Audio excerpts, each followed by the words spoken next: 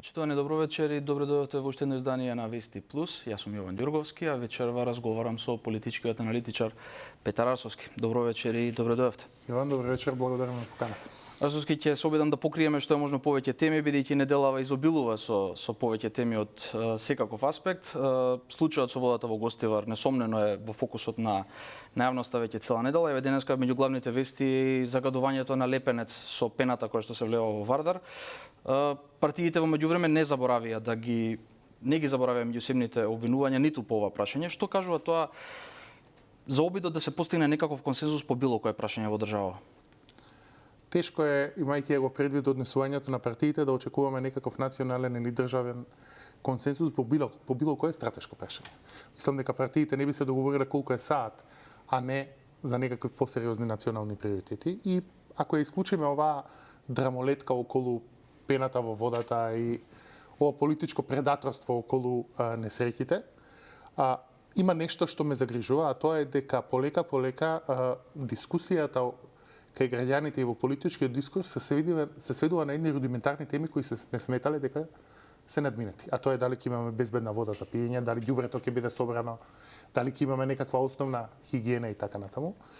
Тоа во политичка смисла и државна смисла повеќе ме загрижува одошто дневниот пинг-понг на партиите, бидејќи покажува на едно раслојување на систем за испорачување на основните услуги кон граѓаните. И мислам дека политичките партии треба секоја во рамки на своите можности повеќе да се фокусира кон испорака на тие услуги кон граѓаните, околу на некакво дневно предаторство, околу тоа кој повеќе пена историја во некоја. Споменавте дел од работите. Се навикнуваме ли полека на овакви работи? Станува ли ова веќе новото нормално во македонското општество за да се главните вести да бидат дали пиеме чиста вода или загадувањето на реките? Знаете како моето искуство е дека па и ако сакате емпириски, е дека граѓаните не баш дека се навикнуваат на овој недостаток на испорака на услуги, туку тоа незадоволство во некакви услови кога е невозможно да се артикулира брзо, го складираат за понатак. Не е дека политичките партии се спаселе ако граѓаните не направат протест веднаш за небезбедната вода и така натаму, иако и тоа може да се случи. Но тоа незадоволство се акумулира и се претвара во еден стереотип дека сите се неспособни и дека сите се исти, и тоа потоа ни се враќа на избори како апатија, цинизам, недостаток на излезност и така натаму. Колку политичката поларизација придонесува кон тоа јавноста да не ги добие одговорите по овие прашања? Па секако, видите, партиите во основа комуницираат една со друга, никој од нив не комуницира со граѓаните, пораките се наменети чисто за партиските штабови, граѓаните во тој случај се чувствуваат исклучени од таа комуникација, бидејќи никој не им се обраќа директно нив, особено во партиските соопштенија, и заради тоа се исклучуваат од дискурсот. Тоа не е недостаток на примање на информации. Ние сме сите преплавени со информации, премногу информации добиваме. Дури партиите се брзи да го повлечат оразот во партиските соопштенија кога вакво нешто ќе се случи, но тоа е недостаток на моќ за процесирање кај граѓаните, и тоа се амалгамира во еден заеднички жабарник, општ, каде гласачите едноставно го складираат тоа незадоволство за понатак. Би се навратил на Гостивар, главната вест е тоа изминатава недела дена. Очекувате ли да има некаква институционална или политичка одговорност и што доколку такво нешто нема? Бидејќи гледаме дека не е само Гостивар, проблеми има и во Крушево, има и во Валандово, се прават анализи. Очекувате ли некаква одговорност да има? Кризната комуникација во смислата во која говориш, скоро секогаш се одвива во три фази. Првата е да се санираат итните последици од несреќата, што да речеме со оваа испорака на вода, хлорирање и така натаму се прави. Второто е да се најде кој е виновен. И третото е да се осигури системот дека вакво нешто нема да се случи повторно, да се научи лекција некаква од таквата несреќа. Како по правило во Македонија тие одговори завршуваат помеѓу првата и втората фаза, понекогаш само на првата. Сите се мобилизирани да дадат вода во Гостивар, сите се мобилизирани околу хуманитарниот дел од таа мини катастрофа таму. Но кога ќе дојде време за политичка одговорност, повторно тоа може да се сведе на некаков долгорочен театар. Ние видовме апсење во комуналец и така натаму, но недостасува една институционална одговорност. Да се идентификува каде закажал системот, што се случило и да се воведат механизми за тоа да не се повтори. Таа лекција ние не ја научивме, ниту ја направивме во Кочани, по неколкуте сообраќајни незгоди, не гледам дека сега е правилна во Гостивар. Европската унија во извештаите за Македонија во последниот извештај забележува напредок, но предупредува на сериозни слабости, особено во делот на владењето на правото. По вакви кризи што директно ја погодуваат довербата кај граѓаните, како што споменавте вие, колку е важно институциите да покажат дека таа правна држава функционира? Видете, институциите е критично важно да покажат дека правната држава функционира и без да има криза. Овој мал процент, сите го спомнуваме, тај фамозен 2% доверба во правосудниот систем, тој не се случува преку ноќ, ниту се случува од еден инцидент. Се случува кога државниот апарат или државата континуирано ја игнорира потребата за испорака на правда. Во овој случај, мислам дека тоа дополнително ќе придонесе. Не, ниту еден поединечен инцидент сам по себе не може да предизвика такво движење, но знаете како постои и смрт од милион убоди од комарци. Така што во таа смисла ние се движиме по таа траекторија. Ние не го поправаме системот секој пат кога ќе ни закаже, не учиме лекции, а Европската унија тоа го констатира и паралелно со тоа имаме еден критичен недостаток на испорака на правда, па и за посериозни обвинувања и криминали. Сето тоа заедно води до една ерозија на тој систем, за жал. Дори имаше извештај за напредокот на владењето на правото во земјава, беше објавен минатата недела, има пофалби, има и забелешки, но тие забелешки некако континуирано се провлекуваат низ годините. Владењето на правото во меѓувреме е еден од клучните услови за земјава, но не е единствен. Клучено станува уставните измени. Евроамбасадорот Рокас, председателката Силјановска неодамна има некакви пораки дека се водат некакви разговори под радарот, како што кажаа тие, дека се трага по некакво решение со Бугарија и шефот на дипломатијата денеска Муцунски има некаква таква изјава, вели дека има некаков позитивен импулс за решение. Очекувате ли некаков пробив наскоро? Многу тешко ќе биде тоа. Најмногу затоа што ова прашање од билатерално прашање кој треба се договара по дипломатски канали се претвори во домашно прашање во Скопје и во Софија. И сега владите и во Скопје и во Софија дел од својот политички капитал градат на тоа прашање. Мислам дека ќе биде тешко да се најде некаков компромис од кој двете страни ќе излезат како победници. Ако успеат да најдат таков компромис, супер, кај да подпишеме веднаш. Но тоа ќе биде тешко бидејќи политичката оптика дома и во Скопје и во Софија, особено со Радев, кој е еден од построгите, покрутите по тоа прашање, мислам дека ќе донесе во ситуација да имаме две множества на можни решенија кои немаат пресек едно со друго, односно тоа што е прифатливо за нас да е неприфатливо за Софија и тоа што е прифатливо за Софија да е неприфатливо за нас, со сите ингениозни идеи кои во меѓувреме просторија низ македонската политика, одложено дејство, гаранции и така натаму. И така натаму. Во основа ние не можеме да побараме гаранции од некој чиво однесување не контролираме. Ние ако сакаме некакви гаранции за тој процес, мора да ги градиме дома во политичкиот амбиент кој го контролираме целосно. Дали преку специјален закон да се повлечеме од преговорите ако продолжат билатерални прашања, дали преку некаква заштита дека уставните измени нема да важат ако имаме услови надвор од Копенхашките критериуми, но не може да бараме гаранции од држава каде амбиентот не го контролира. Како би оценили изјавата на Муцунски денеска дека постои некаков позитивен импулс? Видете, фактот однесувањето и на амбасадорот Рокас и на председателката Сијановска и на министерот за надворешни работи Муцунски индицира дека нешто под маса се случува и дека некакви преговори се водат. И тој е добар чекор. Добро што не може да Муцунски кажа дека постојано се во комуникација, дека константно се во комуникација, но секако не откри што се комуницира. Ама видете, и историската комисија е постојано во комуникација веќе 42 пати во заседание, во која на крајот се завршува додека се видиме следниот пат. Не, однесувањето на овие политичари говори дека има некаква содржина во таа комуникација сега, која се однесува на уставните измени, и тоа е добро.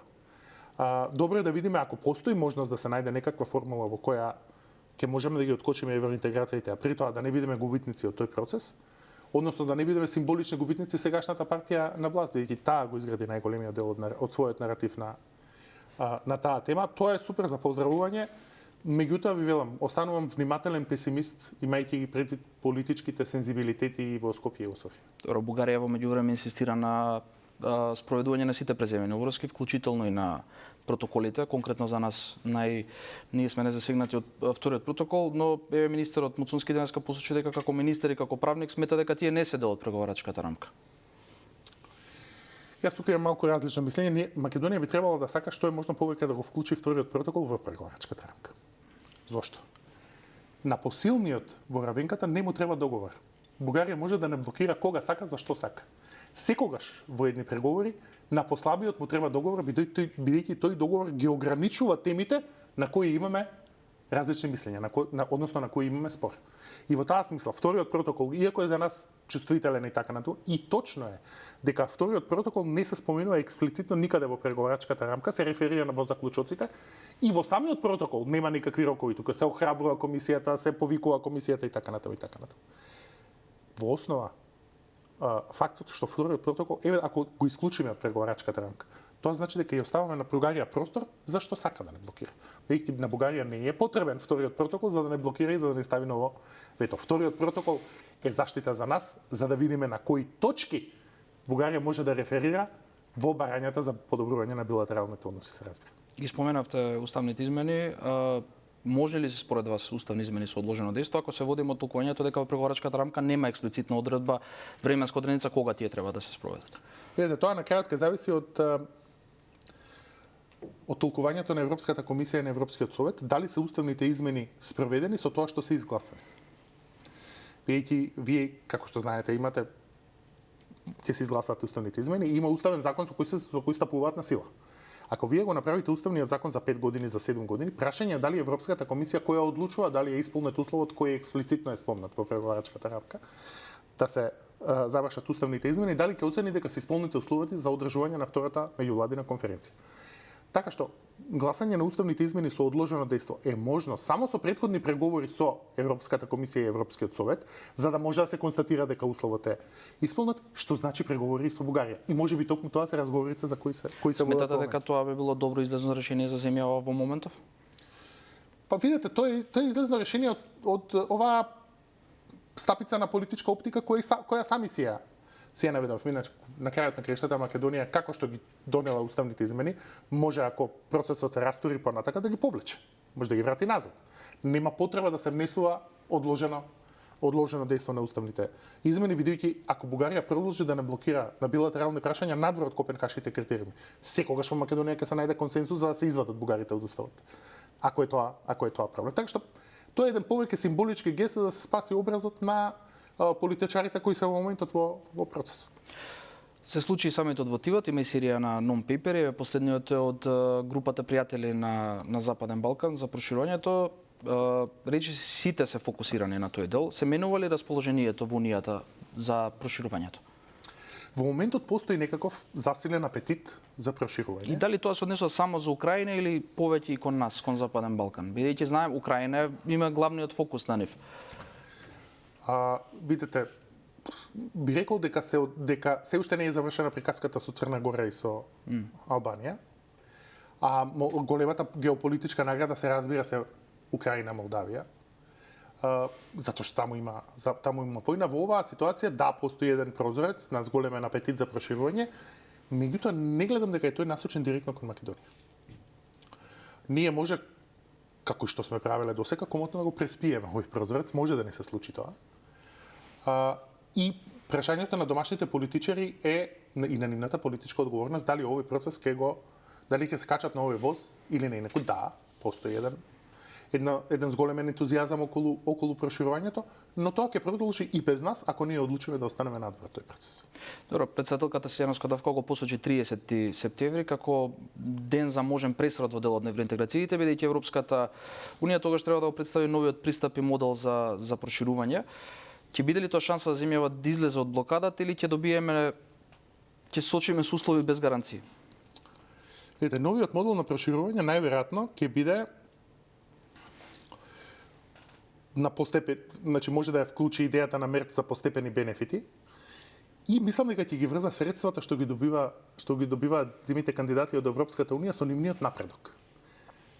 Сега вториот дел, поврзувањето на средствата со напредокот за нас не е добра вест, бидејќи ние не напредуваме доволно за да добиеме онолку средства колку што добивме на пример од планот за раст и развој, кај што добивме поголемо парче. Ваквите статус кво ситуации како што се нотирани во последните извештаи ќе направат да добиваме помалку пари. А второто, а тоа е побрзо добивање на бенефитите, важат за земјите кои се во процес на преговарање. Ние не сме во тој процес. Ние, за да можеме да ги почувствуваме бенефитите од новиот модел на проширување, треба прво да влеземе во проширувањето.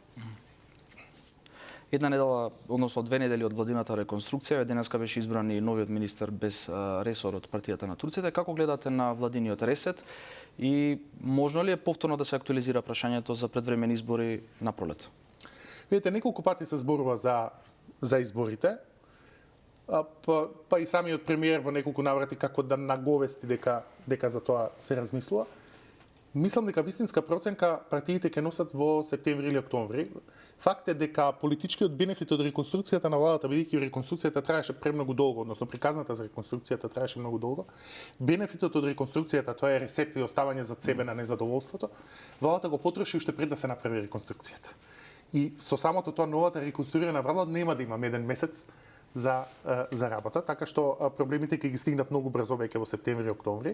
И мислам дека вистинска проценка за тоа дали владата ќе го истера мандатот до крај или ќе оди на предвремени парламентарни избори, ќе може да се направи дури тогаш, бидејќи септември и октомври се комплицирани месеци за македонските граѓани. Мислите дека од тоа ќе зависи прашањето дали би се отворило повторно идејата за предвремени избори на пролет? Така е, мислам дека од перформансот на владата и рейтинзите во септември и октомври ќе зависи дали владата ќе постигне по предвремени парламентарни избори или не. Но и од оваа иницијатива за која зборувавме до пред малку, а тоа е евентуалните уставни измени, мислам дека ниту една влада нема да ги направи уставните измени на средина или при крајот на својот мандат и потоа да чека незадоволството да се акумулира. Тогаш единствена логика за било која влада има да ги направи изборите, па потоа на почетокот на мандатот да ги направи евентуално уставните измени. Од тој поглед актуелен изминатиот период изборниот закон за кој континуирано има несогласување меѓу власта и опозицијата. Можен ли е консензус според вас и каде би се барал тој консензус? Видете, малку ја изместуваме темата околу изборниот законник. Вистинската дебата треба да се води околу отворени листи и една изборна единица кои имаат научна подкрепа. Македонија е премала земја, не тежи е подеднакво гласот во изборна единица 6 и во изборна единица 3, например, скоро двојно е разликата колку гласа ви се потребни да изберете еден пратеник. И во таа смисла една изборна единица има смисол, особено за помалите партии, малку ќе го направи собранието пошарено лико. Отворени листи имаат смисол затоа што прават одговорност кај политичарите, не само кон оној кој ги стави на листа, туку и кон гласачите кои го одредуваат редослед. Сега прашањето на диаспората се поврзува со повеќе прашања. Едно од тие е логистички дали диаспората може да обезбеди цензус за председателските избори. Бидејќи во моментот како што се 40% излезност, тоа е некаде нешто под 800.000 гласови, тешко е дека партиите може да соберат толку гласа воопшто, особено двете партии кои би влегле во вториот круг. Едноставно нема доволно гласови кај партиите за тоа и во таа смисла има логика да се подкрепи излезноста со диаспората, но мислам дека дебатата повторно ја сведува на тоа како ќе гласа диаспората.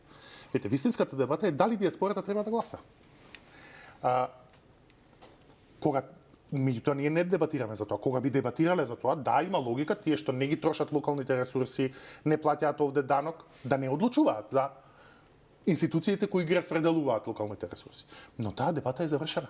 Уставот им го дава правото на диаспората, на сите кои се запишани во избирачки список да гласаат. Сега прашањето е како? Дали има логика тие да патуваат 3000 км за да гласаат? Тој како вас избирачкото место да го стават во Минхен. И вие да треба секој пат кога треба да гласате да патувате до Минхен. А затоа имаше и дебата за начинот како би гласале. Сега, бидејќи веќе правото постои, по мене треба да имаат право да гласаат, дали по пошта, дали електронски, се едно, но проверките да бидат еднакви. Еднакво право значи еднакви проверки. Какви проверки за идентитет и заштита од злоупотреба има за локалното население, такви да има и за диаспората. А Соски би говореле на уште повеќе теми, но за жал времето ни истече. Ви благодарам за ова гостување во Вести Плюс. Вам, почитувани гледачи, ви благодарам на вниманието и останете со програмата на Канал 5.